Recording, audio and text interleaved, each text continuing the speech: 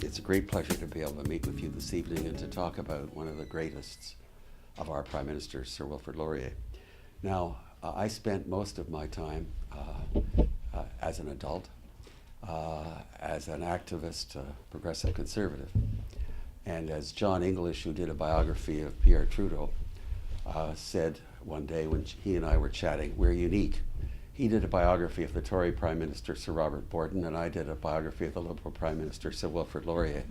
But my theory is, and I know MacDonald and Laurier would agree with this, that excellence doesn't take a partisan stripe.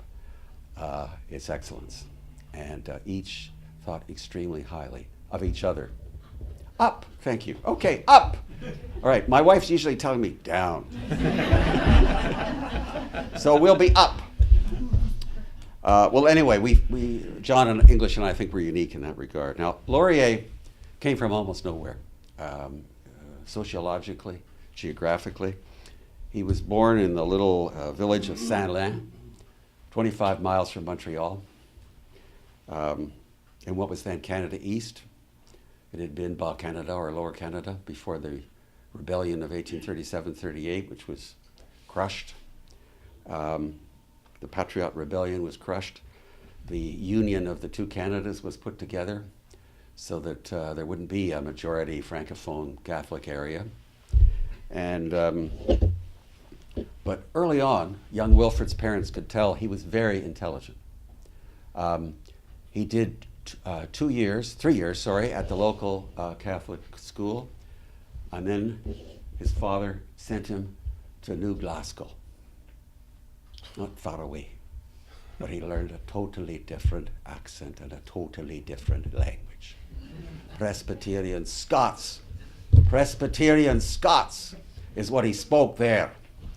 And he learned to love the language. And years later, on the prairies, in the deepness of Alberta and Saskatchewan, when he's campaigning, the Scots would come out again. And it deeply impressed a little boy who met him at a railway station and wanted to get his autograph. And Laurier gave him the autograph, and then he said, I need your autograph. And he gave him a piece of paper and a pen, John Diefenbaker. And Diefenbaker said, I love your Scottish accent. So you could see the appeal of being brought up with some experiences on different sides of cultural and linguistic divides. Well, after those years, and he was sent to Collège l'Assomption, where he had 7 years of priestly tutelage to get him back on the proper course. And then followed by studies in the Faculty of Law at McGill and getting his license as a lawyer. But there was a radicalism still there. He was apprenticed to Rodolphe Laflamme for a while, who had been a big supporter of the Patriot. So it was a young man with promise, with talent. It was 1864. He's looking for a job. He seems to have a very delicate health, constantly not feeling too well, problems in the chest, problems with breathing. City of Montreal then was not the easiest place to live in. So they sent him out to the eastern townships and said to him, you know, we'll get you working with a lawyer out there, but we also want you to edit Le Défricheur for the Liberal Party, for the Parti Libéral in Quebec, and oppose, actually for the Parti Rouge, and oppose Confederation. And he opposed Confederation violently, viciously, adamantly. And it was going to bring about the complete destruction of French Canada. And you've got to remember, we're talking about a Quebec or a Canada Est, where, as the church said, en français, le ciel est bleu, l'enfer est rouge. The conservatives are in heaven, the liberals are in hell. And in every election, huge conservative triumph in the province of Quebec. Hard for us to believe in modern circumstances. Certainly it was harder for us to believe in the 20th century than there have been some instances since then, but very, very hard to believe. So he campaigns in Le Défricheur and attacks the British and attacks the Empire and attacks Confederation, and Quebec needs to be separate and French and maybe associated avec la République au Sud, the Republic to the south, and they lose and Confederation takes place. Years later, when he was Prime Minister of Canada, and I've seen the documentation for this, he sent agents all across that area to find every copy of Le Défricheur they could find and burn them. Burn them! But a few have survived, and we have a few juicy quotes about his feelings. Well, Confederation came. Laurier moved to Arthur-Baskerville, where he would have a home for the rest of his life. He became a lawyer there. He eventually even became the mayor there. And then he went into provincial politics in 1871 and got a seat in the legislature in Quebec City as a Liberal. It was, of course, against a Conservative government. In 1868, he married Zoe Lafontaine. Now, she became later Lady Laurier, and everybody admired her lovely clothes and all this kind of stuff, almost as much as they admired his lovely clothes. But on the other hand, he was working with a lawyer, Joseph, who had had a wife, and he would say, "Joseph, I think I've had enough time, and I go over to chat with your wife." Well, he went over and chatted with the wife, usually for an hour every day. Mr. and Mrs. Laurier never had any children, but there's a feeling that this woman's son had an incredible physical resemblance to Laurier. Like if you check the eyebrows and the chin and the nose and the ears, it's amazing. And so, at any rate, the supposed son was Armand Laverne, and he once said, "Whether I am the son of Laurier or Laverne, I have good reason to be proud." So he moved on, and the Conservative domination in Ottawa under Sir John A. Macdonald continued, and it looked like it would be everlasting. But then it's the age before emails. But Macdonald sent a telegram. "I must have another 50,000. Answer immediately." And it was to a company. He was looking to get a railway license from him. And it became known later as the Pacific Scandal. That was in the 1872 election. In 1873, these telegrams came out. And the Macdonald government fell apart. Macdonald resigned. And in 1873, the Liberals, extraordinaire, won election in Ottawa and were the government of Canada. So that was okay.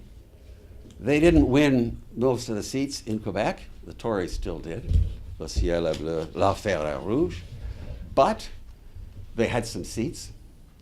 And then the party was still attempting to convince people in Quebec that it was okay to support them. And it was a hard sell, a very hard sell. The clerical establishment went out of their way to make sure people got, if they were running for election and they weren't completely subservient to the hierarchy, gone. So it was a tough sell.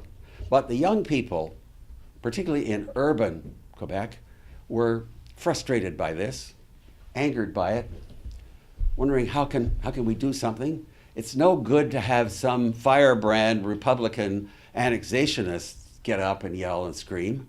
That's not going to convince people here. They know we don't want to join the United States.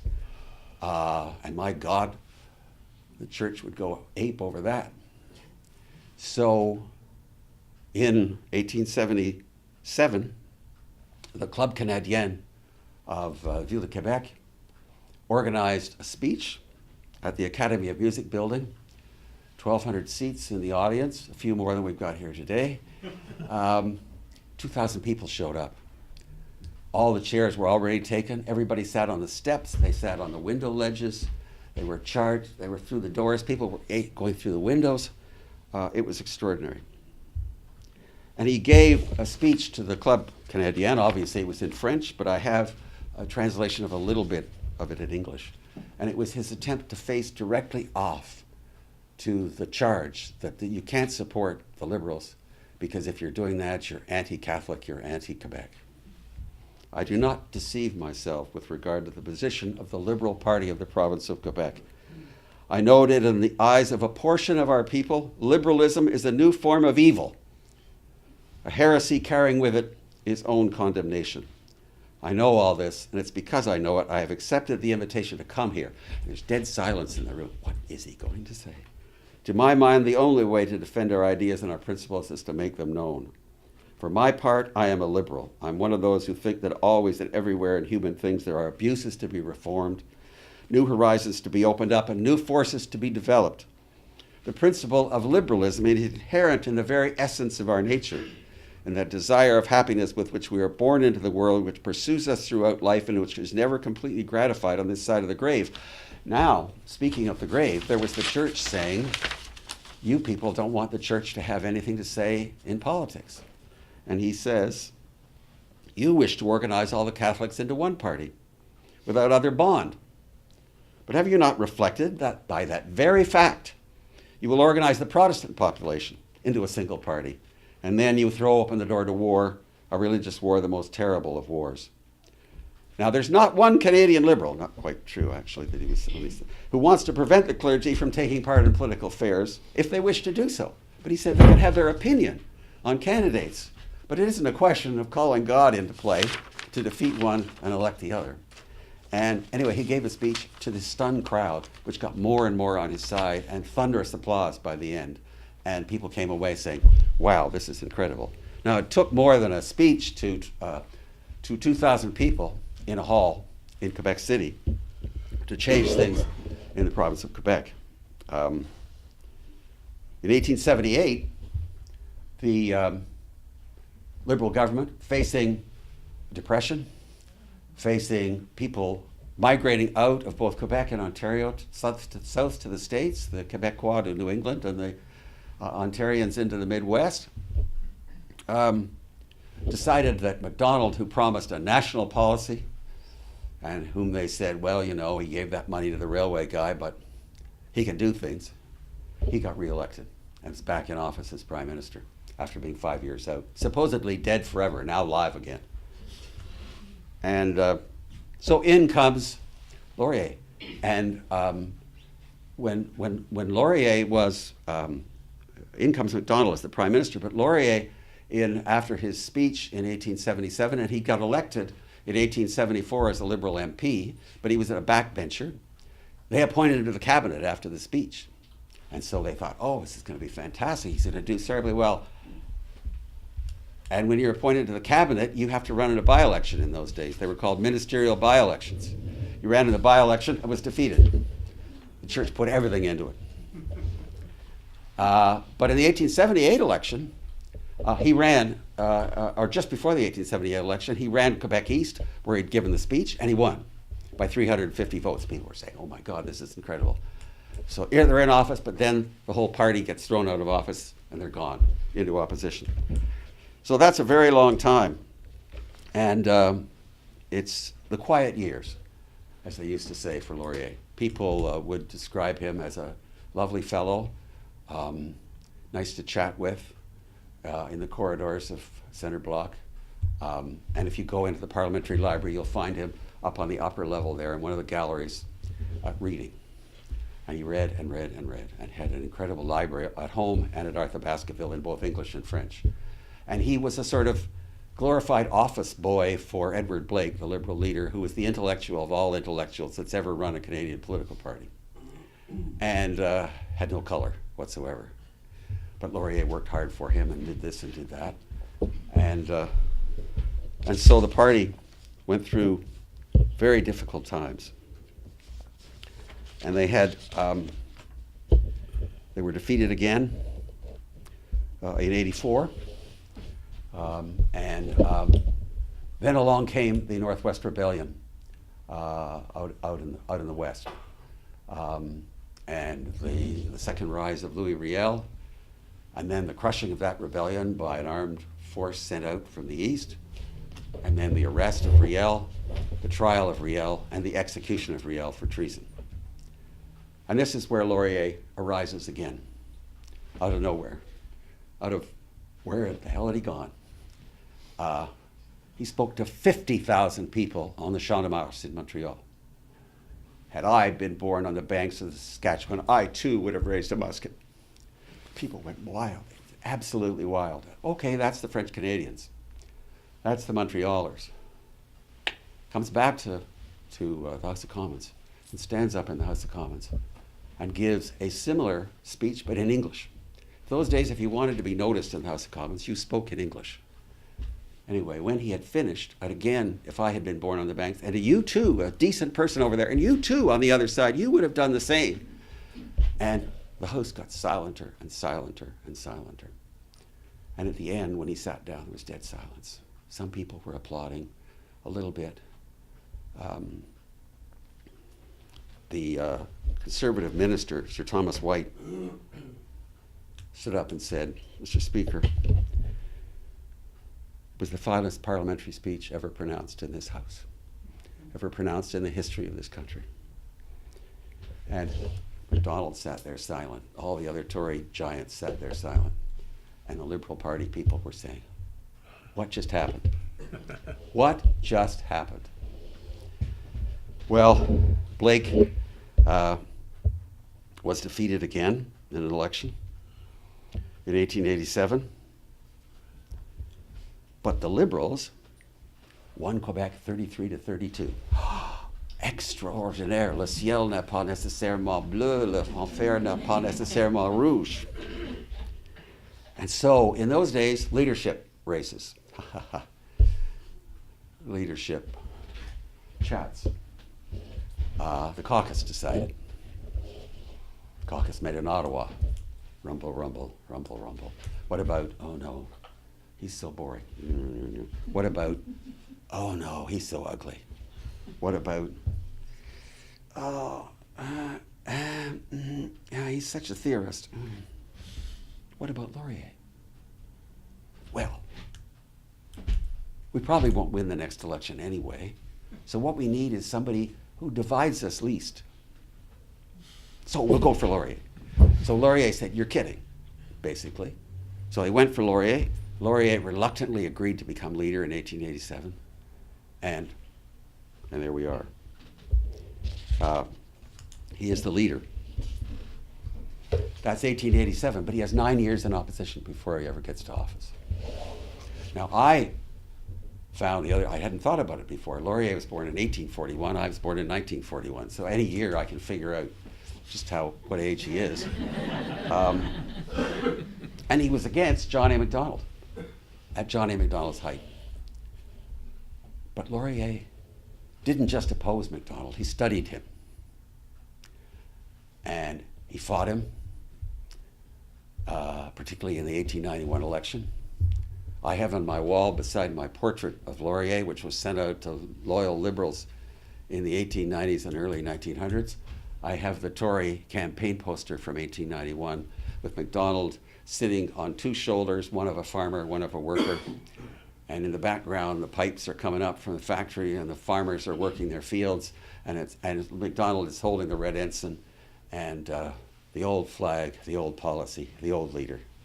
And in 1891, he was also able to, the Liberals had to try something. So they came up with unrestricted reciprocity with the United States.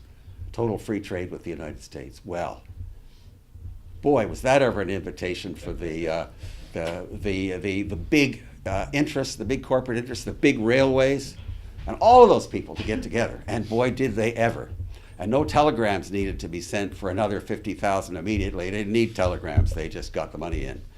And Macdonald won his last election in 1891. But that was early in the year, in March, and he was dead shortly after. And so suddenly the country faced the fact that they had no Macdonald. And who was going to lead? And the party was not really agreed.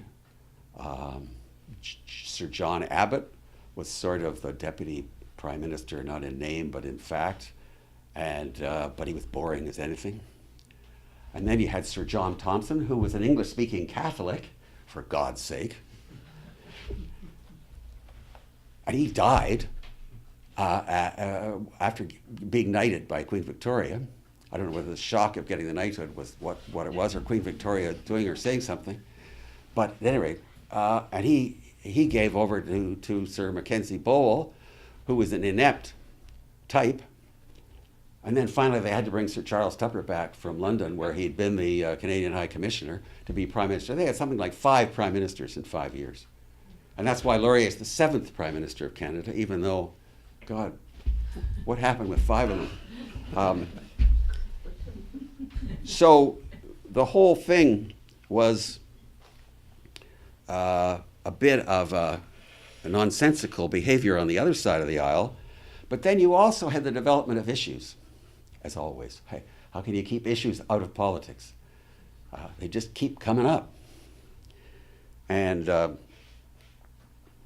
you'd had the liberal unrestricted reciprocity policy, which Macdonald had used to defeat them. And now you had the development out in Manitoba of what became known as the Manitoba school question, which was the fact that they inherited from territorial days a separate school system, and a system where you could have some French language training, and some schools were more Français than Anglais, et cetera, back from the Métis times. Well, the population was now hugely Anglophone with immigration.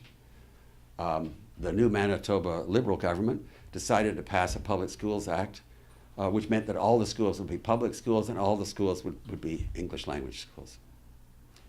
And the minority, Catholic and Francophone in Quebec, festered. There was an appeal in the courts. We had this under the old territorial arrangements. Then we got the provincial status in 1870. Why do they have the right to change everything and put us into second or third class status? Well, it was eventually understood that a case should be taken to the courts to require the Manitoba government to take account of this. Case was taken to the courts. In those days, on these kinds of issues, the Supreme Court of Canada was the Judicial Committee of the Privy Council in London. The case wound its way up to the Judicial Committee of the Privy Council. Politicians could say, I can't deal with that right now, it's before the courts. And the years would move by while the Tories got rid of one leader and got another one, and then got rid of another one. And then finally, the Judicial Committee of the Privy Council in London, God bless them, said that there actually was something in what the minority in Manitoba was saying, that they actually did have some rights, and that it was within the province of the provincial government of Manitoba. It was their duty to recognize this, but they would have to decide how to do this and whether to do this. But they could do it. So what happens now? The provincial government of Manitoba says, we ain't doing this. Immediately, pressure grows on the government of Canada to do something about this. And so the government of Canada festers, frets, disunites, can't make up its mind, can no longer say, well, it's before the courts. And so finally they nerve themselves to bring forward a bill to force the province of Manitoba to take account of separate schools and the French language. So what's the Liberal Party to do? It's led by a Roman Catholic Francophone. What is he going to do? Well, he comes up with a policy which a lot of people around him say, you'll never sell this. It won't work. It won't work. And the policy is, we'll filibuster this proposed law, and we'll tell them, look, what we need is not to force things on people. The Manitoba government tried to force things on their minority. This government here in Ottawa wants to force things on the government and majority in Manitoba. Surely there's a compromise that can be reached. And so they filibustered, and they filibustered. We didn't have closure in those days, and they filibustered. And then they had to bring in Tupper, and the time ran out. 5 years, tick, tick, tick. Parliament suddenly has to be dissolved, an election has to be called, and it's called. And Laurier goes across the country in Quebec and Catholic seats, and in English Canada and Protestant seats. I am going to solve this with reconciliation. And the Tory leadership says, this is insane. It's not going to work. Well, it worked. He won 49 of the 65 seats in Quebec. He won seats in Manitoba. He won seats in Ontario. Had a big majority. Came to office in Ottawa. What did he do? He immediately did something no one else had ever done when they came to office. He said, we're going to have a cabinet of special strength. He appointed the Premier of Ontario, Oliver Mowat, as his Minister of Justice. He appointed the Premier of Nova Scotia, W.S. Fielding, as his Minister of Finance. He appointed the Premier of New Brunswick, Blair, as the Minister of Railways and Canals. All these things were going to count. And then he got Mowat to go out and negotiate with the Manitoba government. Mowat, Sir Oliver Mowat, my God, how much Protestant can you be? And they got a compromise. And they got a compromise negotiating with the Greenway government in Manitoba, whose Attorney General was Clifford Sifton. They got the deal. They would do in Manitoba what they would later on do in some other provinces in the West. There was a certain percentage of Francophones in the population, then some of the teaching would be in French. If there was a certain percentage of Catholics, then you'd hire a Catholic teacher. If there was even more, then there'd be some religious training after school, etc. It was a compromise, and it was accepted across Manitoba. And then Laurier got the Vatican to send a cardinal from Rome to go and quiet the church. You know, because there were people in the church that were in open rebellion. He got Monsignor Mary Del Val to come. Del Val and Laurier got along really well. And the church said, hey, this might not be the ideal thing, but it's what can be done. So settlement was done. So not only did he win in 96, he settled the Manitoba schools question. But what else did he do? He suddenly decided, we are going to go big time with Clifford Sifton in the cabinet, with other Westerners in the cabinet. We are going to bring immigrants in on a huge style. By the late 90s, they had over 55,000 immigrants a year. Before that, we'd had a net departure of people. By 1911, over 400,000 coming into a country much smaller than we are today. And people coming back that had left the country, both from Quebec and from Ontario, and Americans migrating into Western Canada. So it became an incredible time. And there was no sense that it was just a short thing. There was a growing feeling in the country that this was Canada's time. Laurier said, many speeches, he said the same thing many times. I won't say in the same style of Mr. Trump, saying the same thing many times, but he said the same thing many times. The 19th century was said to be America's century. The 20th century belongs to Canada. And that was the message sent to the migrants, would-be migrants in Europe. That was what allowed them virtually free passage across the Atlantic. That was what allowed them virtually free railway tickets. That was that allowed them virtually free thousands of acres of land. It was extraordinary. And as I say, this incredible cabinet of giants made it happen. And he became the man who, this is a line from his speech moving the Grand Trunk Pacific bill in the House of Commons. The flood of tide is upon us that leads to fortune. If we let it pass, it may never recur again.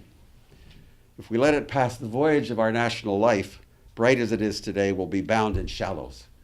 We cannot wait because time does not wait. Heaven grant it is not already too late. Heaven grant that whilst we tarry and dispute, the trade of Canada is not deviated to other channels, and that an ever-vigilant competitor does not take to himself the trade that properly belongs to those who acknowledge that our position is absolutely the right of our native and adopted land. Upon this question, we feel our position it corresponds to the beating of every Canadian heart. Well, he gave speeches like this, and they built the railway here, there, and everywhere. And as you may know, it eventually went bankrupt. But meanwhile, hundreds of thousands of people came. The prairies got settled. The big cities started to grow. We became a much more diverse population. So you get to say to yourself, how can things go wrong? What in the world can interrupt this? Well, life has a way of not sitting still. And I'd say there were two major factors in the eventual demise of the Laurier liberal domination. And it was a domination. I mean, 1896, 1900, 1904, 1908. I mean, the opposition was just like, what's the point? And so, but along came the Boer War in 1899 in South Africa, and the growing imperialist feeling all across the empire surged. Laurier was on his way to the International Exposition in Buffalo, and he got to Toronto, and John Willison, about whom I did a biography, got on the train in Toronto and said, Wilf, you got to go with this Boer War thing or you're in deep trouble. And Laurier said, I can't do that. Can you imagine what the people in Quebec, da-da-da-da-da-da. He gets to Buffalo and then reads the papers, and every day it's getting more extreme. And by the time he gets back to Ottawa, he knows he's got to do something, so he does something.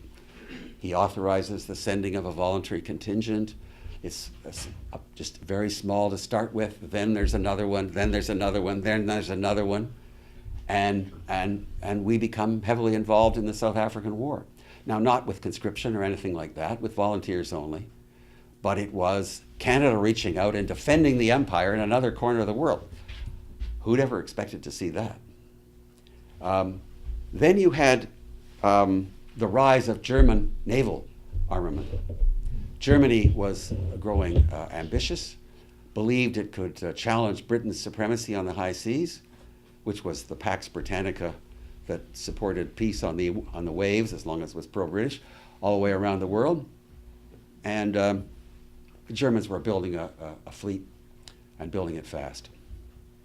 And so Laurier was under incredible pressure. Again, the Francophones, the Catholics, and the peace types, and the let's concentrate on our local policy people. I mean, you know, what are you talking about?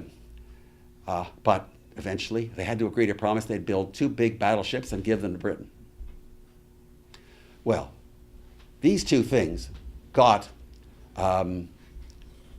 opinion in the province of Quebec stirred up. Who is this guy? Sir Wilfred Laurier. Now, they for a while had been thinking of him as a really special case. There's a lovely story I was told by a Quebecois. In 1996, 100 years after he came to office, we had a thing at the Chateau Laurier, and a bunch of people, Laurier, Lapierre, myself, and Jean Chrétien, spoke about Laurier. Chrétien still has the pin on his tie that Laurier used to use on his tie. And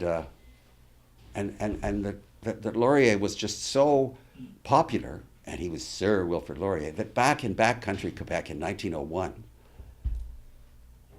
a little guy came into the store and somebody said, "Ah, la Reine Victoria est morte." And he said, "What?" And he said, "Oui.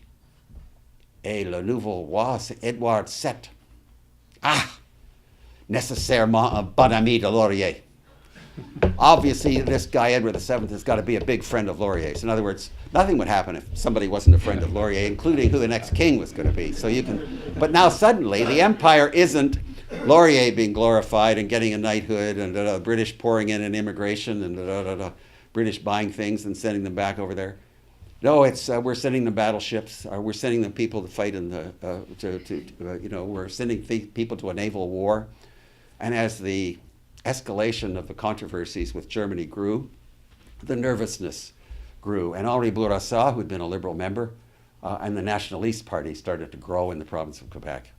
And for the first time since the old days of Le ciel est bleu, l'enfer est rouge, they were hearing that cry again. And they were hearing it from the opposition, and they were saying that you can't trust Laurier. So that's one area. But Laurier always has an answer, doesn't he? When there's a problem, find a new issue. Make it the big issue. There's Henri. Make it, Le Devoir, he started Le Devoir in Montreal. Make it a big issue, an issue which will turn the opponents over on their heels. He negotiates free trade with the United States. It's not unrestricted reciprocity, but it's reciprocity largely in natural products and a lowering of tariffs on manufactured goods. But it's not protection of Canadian industry. It's not the protection of Canadian railways. And wonder of wonders, the railways, the big manufacturers, the big banks get together. 18 prominent Liberals in Toronto, the Toronto 18, declare they're for Borden and the Conservatives in the election of 1911. And Laurier is defeated and out of office. So bold policies got him in. Bold policies kept him in. Bold policy got him sunk. So he was out. And for a lot of people, they said, we'll probably never see him again. There he was in the House. He was a gem in the House. He was well respected and loved by a lot of people in the House, no matter what side you were on. But then along came World War I. And suddenly in World War I, we needed national unity again. And one of the Tory newspapers in Toronto, the Mail and Empire, published a picture of Laurier. And it said, once again, we must, God bless Laurier, because he is for national unity here in this war situation. And Laurier said he was. He was not for conscription, that came later, but he was for participation. And he rallied people, and people anticipated that and respected it. And by 1917, when we were at the point where the war was pivotal and losses had been great on all sides, but the war could be lost and won very easily, lost very easily. Don't forget the Americans didn't enter until April 1917, and it took quite a long time for their troops to get over there. For the longest time, there were far more Canadians on the Western Front than there were Americans. As we know, we're going to be celebrating the 100th anniversary of Vimy Ridge shortly, in April. So, this was a tough, tough, tough time. And the government came to the conclusion that in order to pull its weight, much though it didn't want to do it, we would have to have conscription for war service. And that was absolutely unacceptable to particularly idealists in the province of Quebec and idealists and pacifists generally in the country who said you cannot force people to go and fight in a war that they don't volunteer for. And we had, and Borden, to give him credit, I'm not here to speak of Borden, I'll let John English come say it someday and do that. Borden tried his best to have a unity government. He invited Laurier to join him. You name half the ministers, I'll name half the ministers. He invited other Liberals to join him. Some were prepared to do so. But Laurier did not feel, he knew how the feeling was in the province of Quebec, that in the province of Quebec this was utterly unacceptable to be forced. It was okay to accept that we were in a war, and if you wanted to volunteer, comme le 22e Régiment, you did so. But to be forced to go was not acceptable. It wasn't acceptable in World War II either to them. And so things were, Laurier didn't feel he could go with it. So in the end, the Union government was formed with many Liberals, joining the Conservative Prime Minister in a Union government, and then the conscription was approved in the election of 1917. And Laurier fought the election virtually alone, supported by a few people like that rather odd Labour activist, William Lyon Mackenzie King, who couldn't hold on to his own seat as a consequence. But he went across the country and people came out to his rallies and clapped for him, and they didn't vote for him. and Borden won a huge majority for conscription in the Union government in 1917. So that left Laurier with 2 years before he died in early 1919. But people respected him for what he'd done. I have to tell you one of my favorite stories about archives. Back in the old days, when the old archives were on Sussex Street, the windows were open in the summer, and the air from all the plants, E.B. Eddy and everything coming through the windows. And if you open a box of the Laurier papers to this day, and you open it up, there's the E.B. Eddy coming. Well, anyway, here's a box of the Laurier papers, and I'm reading the Laurier papers.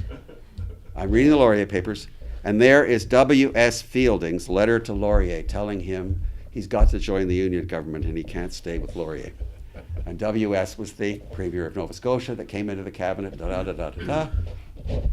Anyway, I'm looking at the letter. It's got blotches all over it. Anyway, so I would tell people for years, I saw all these blotches now. God, not only did E.B. Eddy air come in, somebody must have spilled something, maybe drinks or something on the letter. Then I'm reading Mackenzie King's diary a few years ago. And he said, I just spoke to Laurier. He just got Fielding's letter. Fielding's cry marks were all over the letter. He was weeping because he'd had to leave Laurier. Now that tells you something about the man and what the loyalty that he inspired, but it went above party loyalty. It was personal. So when he died, and I think this was difficult to get put up on the stage, but you can come and have a look at this book later. There's the funeral scene going past the Chateau Laurier. 100,000 people came to the funeral that day, either up on the hill or covering it on the way or down at the Notre Dame Cemetery. And there was a feeling that he had just been something special that they regretted losing.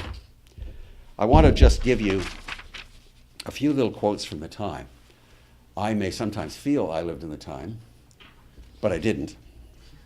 O.D. Skelton, first biographer of Laurier, 1921. Laurier was the best man I have ever known. His instinctive honor, his kindliness and forgetfulness of self, that shining out of nobility and distinction and magnetism made every man who entered his presence a better man for it. The man I wrote a biography of, J.S. Willison, who abandoned him over separate schools in Alberta and Saskatchewan, but who never ceased to love him. Nature was prodigal of her gifts to Wilfred Laurier. He had distinction of manner, a gracious dignity of bearing, a rich, sonorous voice, flexible, vibrant, and variant, as the tones of a perfect instrument, a face luminous, noble, and responsive to all the human emotions. Ample stature, he was over 6 feet. Erect, commanding, and finely proportional, a head like a sculptor's model. Once crowned with a wealth of luxuriant, wavy locks, now thinning and falling back from a noble brow. Ease and freedom of movement which suggest perfect physical development. He dresses with scrupulous care and perfect taste, as though jealous of all the advantages he has received from Mother Nature, and conscious that physical as well as mental gifts may be set to service. There is something in the man which forbids undue familiarity, and yet absolutely nothing which prevents approach from the poorest and humblest. In Augustus Bridle, The Masks of Ottawa, 1921, there was never a moment of Laurier's waking life when he could not have been lifted into a play. His movements, his words, his accent, his clothes, his facial lineaments were never commonplace, even when his motives may have been. He was Debussy's Afternoon of a Faun, poetry and charm, all the days of his life. Here's Mackenzie King, his loyal supporter, who got Laurier House as a consequence to live in when Laurier died. He, Laurier, in his office in 1910, looked very tired and frail after the long night sitting, but so splendid in his dignified appearance. To his fingertips he is artistic, and he shows his feelings in the delicate way he moves his fingers and poises them as though holding a flower between his thumb and forefinger when seeking to make a point. His head, side face as he rests in his seat is like an eagle's. But my favorite quote is from the journalist Edward William Thompson. I met the chief in the rotunda of the House of Commons. Lord, how amiable. Not that he's ever otherwise with me, but this time he came at me through the throng, just to shake hands and wonder I had not lately come in for just a powwow. Oh, because I knew you must be exceedingly busy, sir. Well, come to lunch with me on Sunday. Bring the madam, and we'll have a good talk and some wine. The flowing old charmer. I could never resist his blandishments. Fact is, I love him just as one loves a woman, even though one knows she is a humbug. What matters when she is so delightful? But this is my favorite one. He bamboozles me most sweetly often. I know when he does it, and he knows I know, but still I am bamboozled, which is the main thing. So he was an exceptional man, and I admired both his policy sense and his idealism for the country, and I found him as a human being fascinating. If you ever want to, I'm not going to deal with it right now, but the best eulogy given of Sir John Macdonald after his death was Laurier in the House of Commons. He had the whole place in tears. And he clearly had admired Macdonald enormously, even though they'd fought each other just 3 months previously in the worst fight anybody had ever seen. And he just praised him.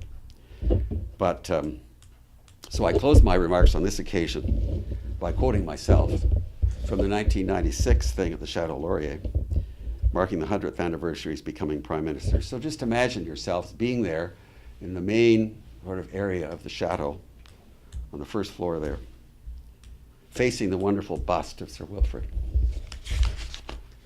Sir Wilfred's later years were filled with more ups and downs, more tragedies than triumphs. The bitter controversy over conscription in World War I tore even his own party apart and denied his last wish for a return to power.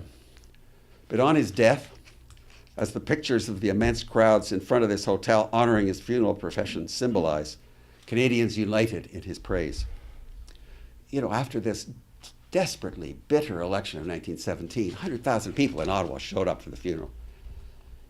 If you want to sense his presence still, go out these doors at the Chateau, turn right, walk a couple of 100 yards up Wellington Street, and see his glorious statue, the best on Parliament Hill, atop a little ridge beside the East Block, facing the Rideau Locks. He stands there depicted in the breezy optimism and firm strength of the leader in his prime, of a nation on the march. Especially on a sunny day, it is easy to understand why for so long he held the affection of his country and the devotion of his followers. He had no doubts about the destiny of Canada and its capacity to survive divisions and disappointments and go on to greater days. C'est l'homme que nous nous souvenons aujourd'hui. He lives in our hearts, not just for Liberals and not just on the $5 bill. Thank you very much.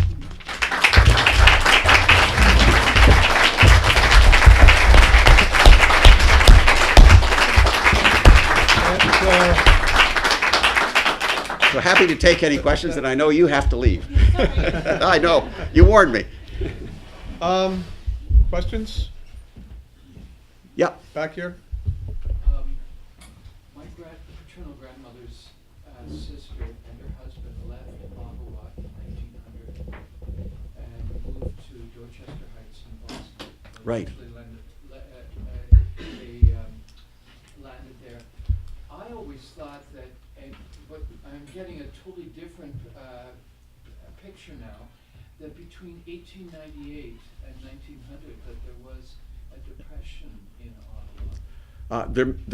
There could have been, and answered your question. The question was about, was there a depression in Ottawa in 1898, 1901, that kind of period. And that's when your ancestors moved to Boston.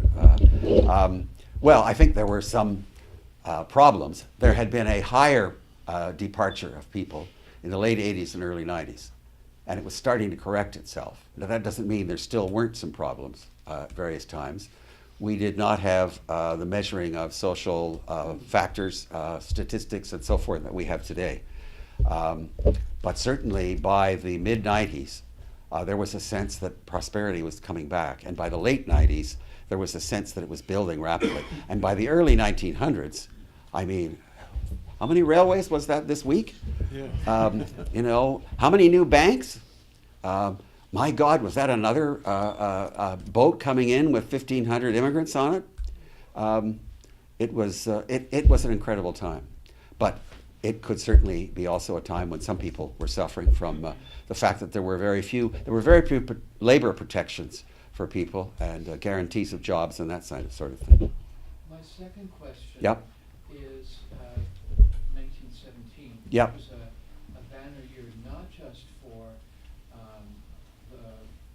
the entry of the United States into the war and many other things regarding the war, but in Manitoba, they passed the law guaranteeing the right to vote for women. Right. And I believe it didn't hit on a federal level until 1919, if I'm not mistaken. What I'm wondering is, what was the effect of that on the federal election as far as Laurier's, how many seats did he lose, or was there any possibility that that affected Manitoba's voting in the 1917 election? And then I'm totally gobsmacked, to use a British expression, that it would be under Borden's mandate that in, I guess it's 1919 or 1918, that women get the vote federally. Well, that also may be a reflection of the fact that he had a number of Liberals in the Union government and running for him and supporting him in 1917. And there may have been some promises to Borden at that time. Now, Laurier might well have gone along with that, but he wasn't the prime minister to make that decision. And they had to fight the 1917 election on the laws as existed. So the 1917 election was fought as it was, with men voting. But by 1921, it was different. But I would not be astounded. Laurier loved women. Women loved Laurier. I would not have been astounded if he had thought, this would be the new gobsmack. Let's go for votes for women. I would not be astounded if he would have done that. But Borden was in office. There had been an agreement that there wouldn't be an election during the war. They kept extending the term. And so to say you've got to have an election or you've got to bring a new law would have been, the war was the focus. But when finally there was an election in 21, or the government could bring it in before then, maybe promise it in the 17 election, and then bring it in afterwards, and it would apply in 21. By that time, Laurier was dead, so what he would have done, I have no idea.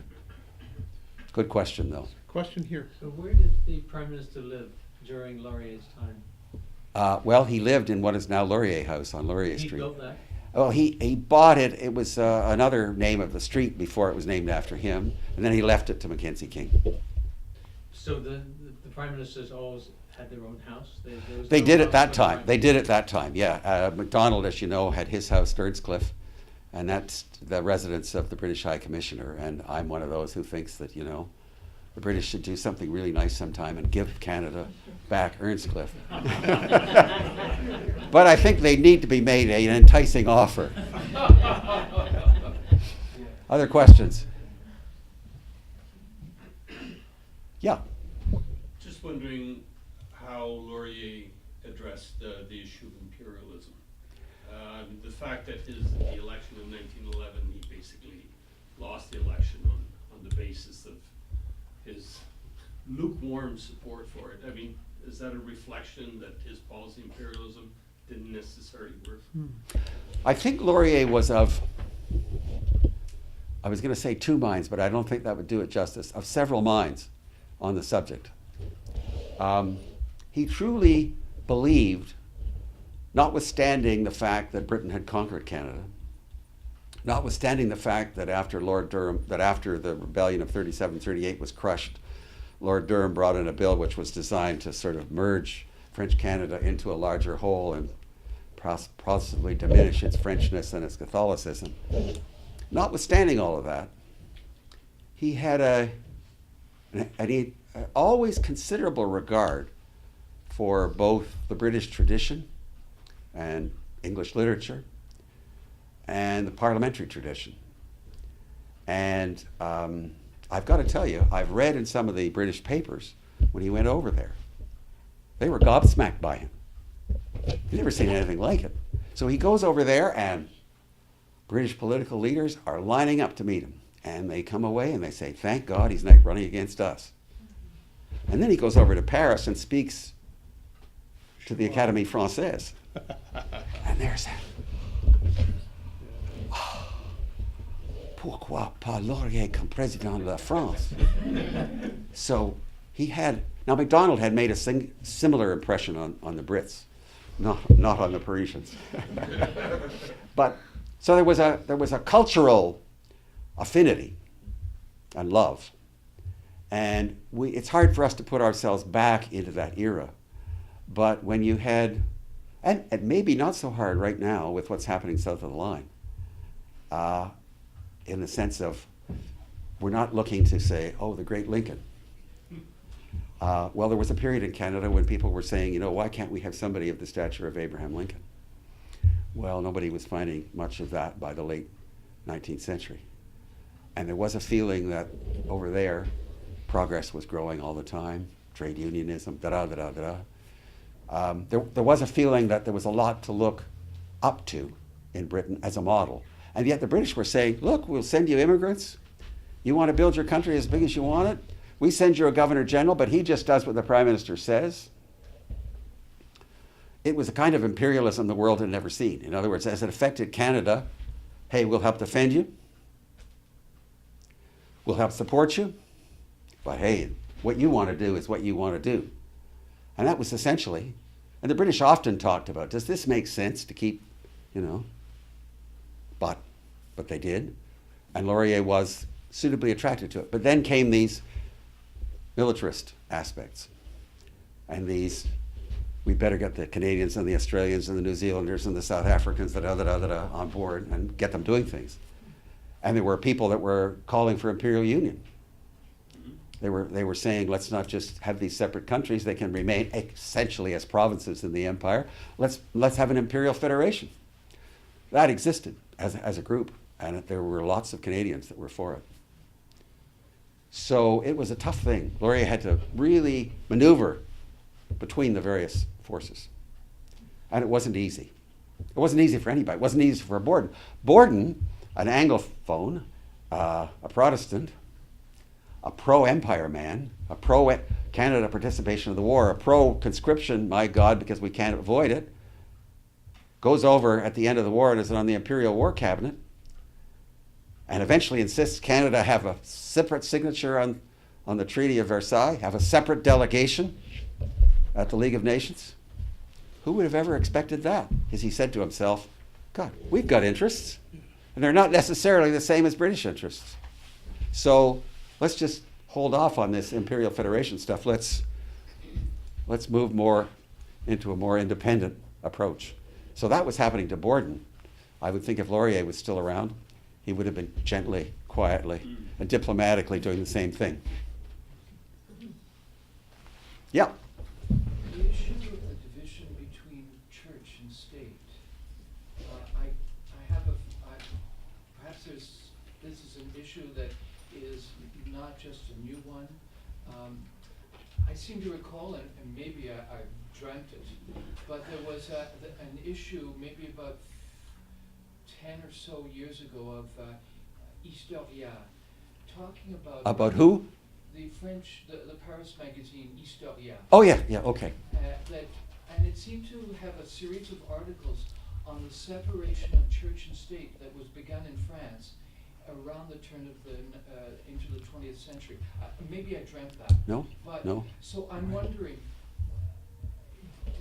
how long did this, during the period that you're talking about, were there any rumblings at all of trying to keep the church at bay and limiting its effect on government? Okay, it's a very good question. I've always had an interest in French history as well, but we have to realize that for an awfully long time, the Frenchness of Quebec and the Catholicism of Quebec merged together was from the time of New France, not from after 1789, not from the French Revolution, not from anti-Catholicism, which for a lot of periods was pretty rife in France. Sure, the church has been and remains a significant force in France, but it wasn't the paramount power in the land that it had been. And so for a French Canadian, looking to France as a model about how to deal with church and state would have been very difficult. Very difficult. And so if you had a British government saying, oh, well, however you want to do this is fine with us, versus a French government saying, close those Catholic schools, that made for a very complex situation. So you didn't, in those days in Quebec, you didn't tend to look to France for your model of how to do things. Now, I can recall in my early years growing up and first being aware of things when Quebec was still very Catholic participatory, etc. And then going over to France and discovering it wasn't. And being somewhat shocked by that. So, anyway, I don't know if I've answered your question, but I just think the situation here was quite different. But what about in English Canada? In English Canada, that's a very good question. Of course, we had a compromise at the time of Confederation, which continued the compromise from the old province of Canada, which had the equal seating of Lower Canada and Upper Canada, or Canada East and Canada West in the Parliament, and where there was a trade made. Catholic minority school rights in the Canada West, Protestant minority school rights in Canada East. And that was carried on into Confederation in Quebec and Ontario. So there were special deals made because of that. And, you know, if you were a Protestant in the majority in Ontario and you said, I want to get rid of the Catholic minority school rights, you'd say, yeah, but your cousin down in Montreal won't be able to send his kids to Protestant schools. So it was a standoff. And then the question was how to do things in the West. And I already talked a little bit about that, what they tried to do, and they tried to find a compromise. John. What do you think Laurier would think of Canada of today? I actually think if one believes it's possible for somebody to go to sleep and wake up a century later and still have the energy he had, I don't have my cell phone with me, but he'd be on his phone, he'd be on the internet, he'd be getting the most modern devices to do everything, and he'd be with the leading edge of just about everything, because that was the way he was. By the way, in case you wonder, this red banner, this red thing, is a 1911 Liberal election thing. Wow. Reciprocity, stronger trade, Jada Laurier's face. Years later, when I was writing Sir John Willison's biography, I found that his secretary from his later years was still living up in mid-Quebec somewhere. And she was in her late 90s. And I went up to see her, and we had a wonderful interview. And at the end, she gave me this wonderful picture of Laurier she'd been given, this wonderful picture she'd been given of Sir John Willison, and this. And I just thought, well, and she said, you know, you should have it. And I said, thank you very much. So anyway, I think he would be right up there, right in there, very modern. He wouldn't be wearing the tie. I just didn't see how I could wear my usual outfit of jeans and a sweatshirt today. But if I was really going to be Laurier, we are talking expensive. We are talking time. Yeah. So with respect to the national policy, what was his position or counter to MacDonald at that point? Because like the national policy, was essentially designed to build up central Canada and the West, and right, then take the resources from every other part of the country. Well, that sounds like a maritime interpretation. But that's okay. Albertans wouldn't put it that way. No, Albertans wouldn't put it that way. But there's a few other interpretations. Oh no, I know. I think there would have been. Don't forget that in this period, where did immigrants generally land? Nova Scotia, a lot of them. Well, Pier 20. Well, yeah, and then Montreal, but still, there was an awful lot of into Halifax and all that. There was an awful lot of at least urban prosperity as a consequence. I'm not doubting, again, coming back to the previous question, that there were times of discouragement and slow growth compared to what was happening in Toronto and Montreal and maybe out west. But there was a sense that things were moving along well. Laurier's British preference tariff in 1897 was designed to build on Macdonald's national policy, but also show that he could promote trade with Britain, which would also be, we were selling far more to Britain than they were selling to us. You know, good stuff for us, right? So, I mean, for an awfully long time, Britain was our chief export source. And so there were all kinds of reasons to do that and to keep doing it. So Laurier saw the imperial preference of 97 as the sort of addition to the national policy. And then he said, oh, well, we've now got this prosperous situation. We've got railways, we've got companies, we've got all kinds of stuff. I'm just going to do free trade in natural products and a little bit of reduction in tariffs on other things, and we'll have the manufacturing and the railways and the financial people going well, but we'll also have stuff moving across the border, and it'll be good for everybody. So he saw that as an addition to the national policy. The fact that the Tories turned it around on him didn't work. It didn't work. Yeah. Coming from an immigrant Scot, do you think Laurier borrowed from former Scottish-French alliances from Mary's Queen of Scots days, perhaps, to influence his political ambitions? Well, he went up to Scotland when he visited the UK, and he loved it, and he thought that Scotland's continuing distinctiveness was a good thing. And don't forget, notwithstanding their differences, he and Macdonald were close. Macdonald even gave him suggestions of places to go when he went up into Scotland. There was a respect for Scotland. And then, as I said, he'd been trained in that Presbyterian school. And there was that sense that that too was very deeply Canadian. Do you think that shadows the similarities that Quebec and Scotland reflect on their political disputes between the mother countries today? Well, actually, do you think he had insight into that back then? At that particular time, if memory serves me correctly, it was a fairly quiet time on that front, relatively speaking. So it wasn't as if you had like the Irish troubles bubbling up in Ireland in the early 20th century. My mother and her mother went to England in June 1914. We're supposed to visit Ireland, where her father had come. My grandmother's father had come from Dublin. They were supposed to visit there. They never got there. The war broke out. You couldn't go to Ireland. There were riots in the streets, and had to come back to Canada. But that was the Irish question. There was no Scottish question, capital S, capital Q, at that time, that people were worrying about. But there certainly had been in British politics a Scottish group that was, punching away to try to get more rights for Scotland. Laurier knew British history inside out and upside down. He read every historian. He'd go to London, he'd go to Edinburgh, he'd meet somebody on the street. Oh, I love that 4th volume of yours that was just out last year. He had them all. So there was nothing that was surprising to him. He was just extremely well educated. Yeah. There's one thing that I've been ashamed about is that I don't know all the prime ministers of Canada.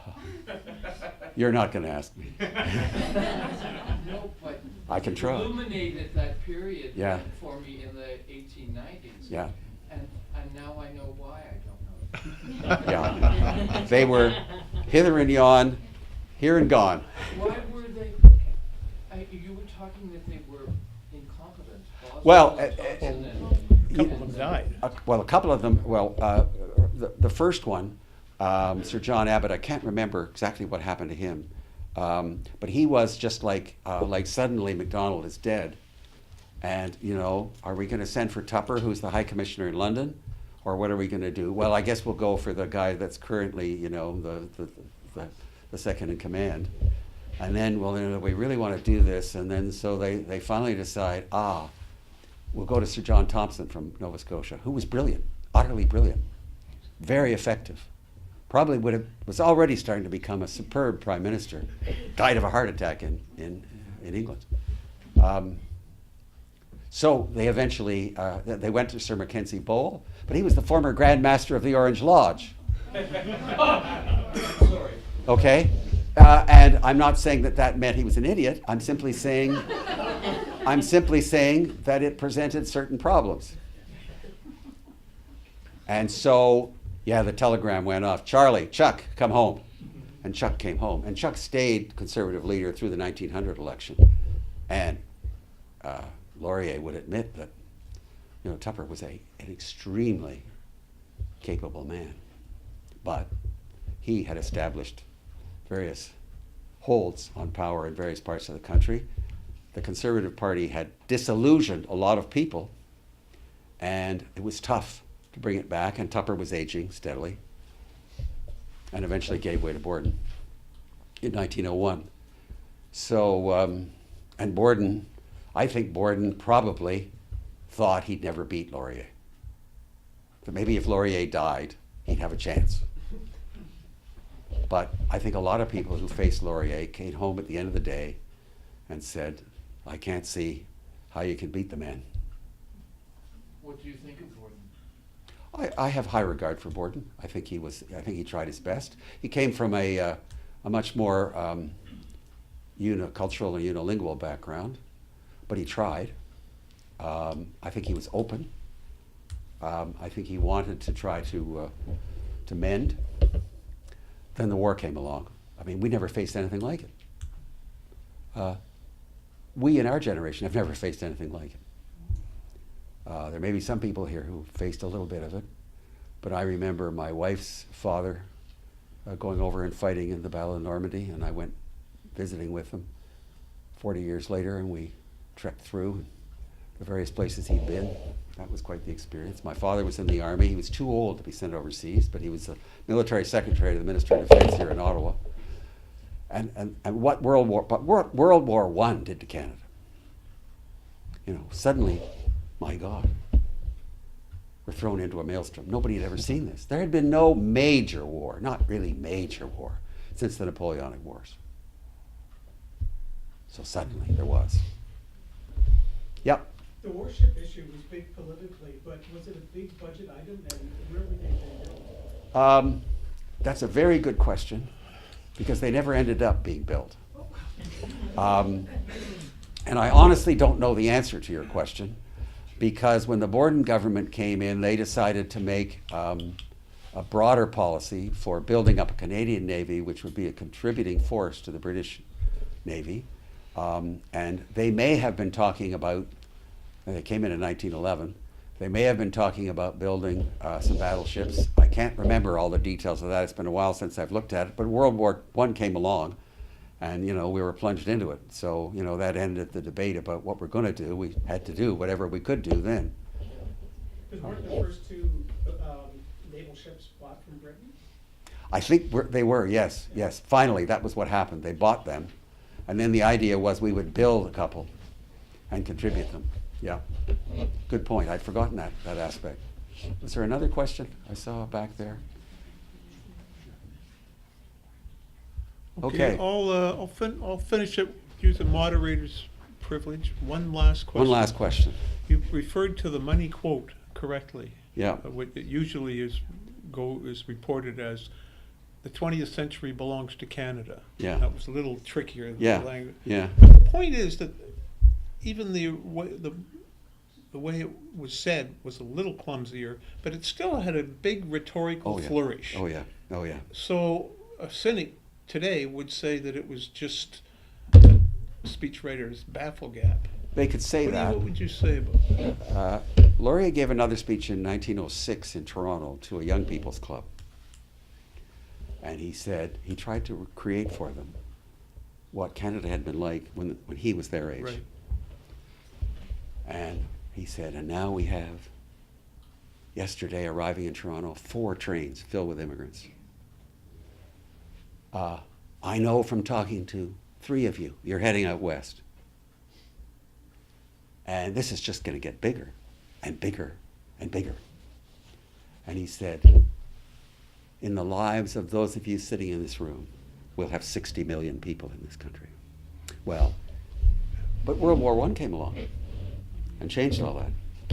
And then we had the Depression, and that changed all that. And we didn't get back to significant immigration until after World War II. So it was a delayed thing. But look, we've got a population now, what, 35 million? And we had a population in the late 19th century, about 4 or 5. Yeah. So it's come a long way. Okay? Thank you. Phyllis, do you want to?